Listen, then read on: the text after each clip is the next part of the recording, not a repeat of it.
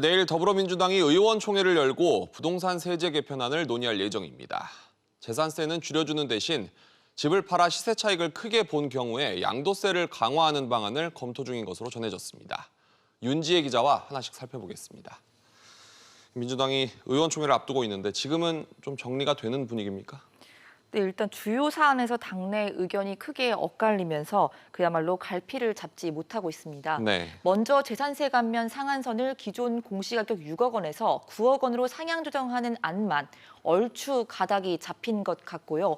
종부세와 양도세에 대해서는 다양한 의견이 쏟아져 나오면서 이 단일안이 아닌 복수의 안을 의총에 올릴 것으로 예상됩니다. 네. 또 의총 후에도 이 당정 협의 그리고 법 개정도 필요하기 때문에 최종 결정까지는 더 많은 시간이 필요해 보입니다. 아직 정리가 안 되는 분위기군요.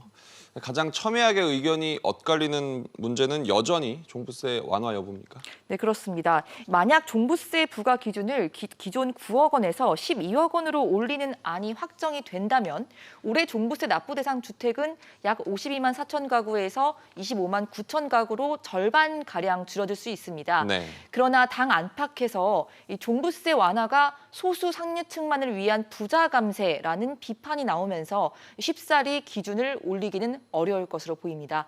이 때문에 종부세 대상을 공시 가격이 아닌 상위 2% 등 비율로 수정하는 방안도 얘기가 되고 있습니다. 또 양도세 관련해서도 관심이 큰데 예전보다 세금을 좀 더 많이 내게 한다는 게 핵심이죠. 구체적으로 얼마나 늘어날까요? 네, 양도차익에 대해서 주던 장기 보유 특별 공제 혜택을 줄이는 방안인데요. 예컨대 10년 전 12억 원의 집을 사서 10년간 거주한 1주택자가 이 집을 10년 뒤에 28억 원에 팔 경우 지금은 양도차익 16억 원에 대해서 80%를 공제받아서 6,800만 원의 양도세를 내게 됩니다. 네. 여당이 추진 중인 60%로 공제 폭이 줄어들게 되면 1억 6,200만 원을 내야 합니다. 한마디로 1억 원 정도 양도세를 더 내게 되는 겁니다. 네. 이거는 10억 원 이상 큰 시세 차익을 볼 수 있는 아파트, 그리고 지은 지 오래된 재건축 예정 아파트와 최근 가격이 크게 뛴 강남권 아파트가 해당될 것 같습니다. 이 때문에 고액 자산가를 대상으로 한 핀셋 규제라는 말도 나오고 있습니다. 지금 양도세를 더 많이 내기 전에 매물이 나오도록 유도를 하겠다, 이런 효과를 내겠다는 겁니다.